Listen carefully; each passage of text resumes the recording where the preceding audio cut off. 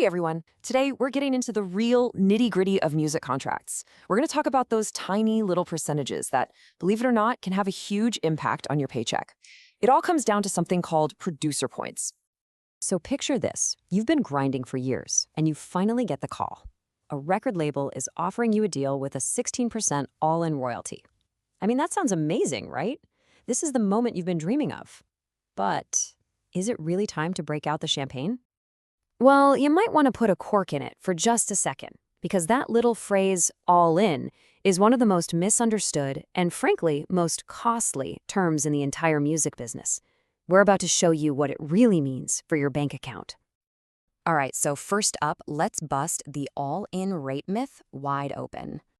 Okay, so here's the core of the confusion. On the one hand, you think all in means, great, I get 16% and the label will handle paying the producer. But what it actually means is that 16% is the entire pot of money. And guess what? You're the one who has to pay your producer directly out of your slice. So this cut that comes out of your share, what is it? Well, in the industry, they're called producer points. So let's define this.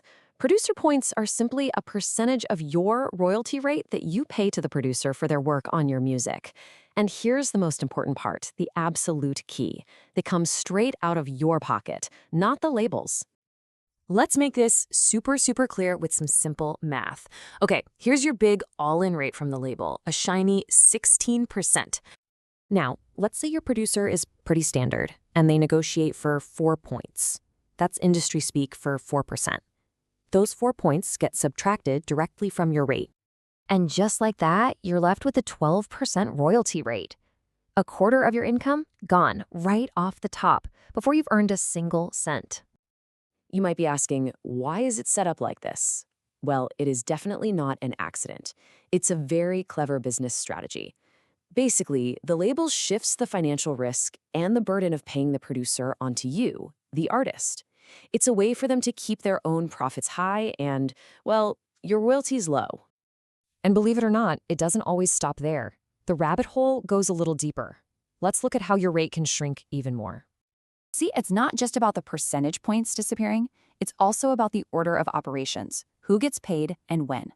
And that brings us to a fun little concept called recoupment. We call this the recoupment twist. So producers often get paid in advance, right? Let's say $5,000 for a song.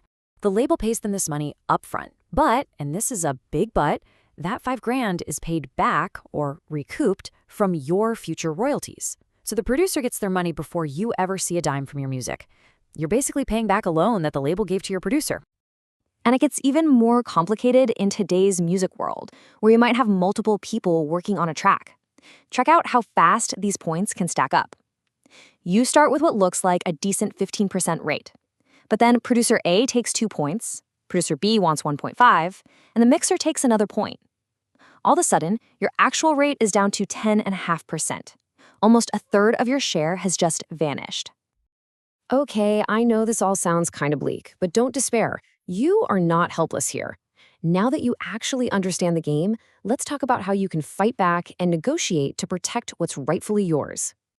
Think of this as your negotiation cheat sheet. First, you can demand a cap on total producer points. That stops that stacking problem we just saw. You can also argue that the label should pay producer advances as a cost of doing business, not you. Another great move is to insist that everyone, all producers, all mixers, splits from one preset pool of points. Or you could just offer a higher one-time flat fee instead of giving away royalties forever. And a really savvy move is to negotiate for escalations, where a producer's points don't even kick in until after you've made back your own costs. So the big lesson in all of this is pretty simple, but it is so important. You have to know your numbers, and you have to think strategically. Now, to be clear, giving away points isn't always a bad thing. Sometimes it's actually a brilliant strategic move. You know, if you're working with a superstar producer, their name alone might get you on big playlists or get you press coverage. That's real commercial value. In a case like that, sharing a piece of the pie could end up making the whole pie much bigger for everyone. So, if there's one thing I want you to walk away with, it's this. The smallest numbers in your contract often have the biggest impact. Don't get blinded by that big, flashy royalty rate. Instead, you need to dig in, understand what all in really means, and track where every single percentage point is going. That knowledge That's what will truly make or break your career.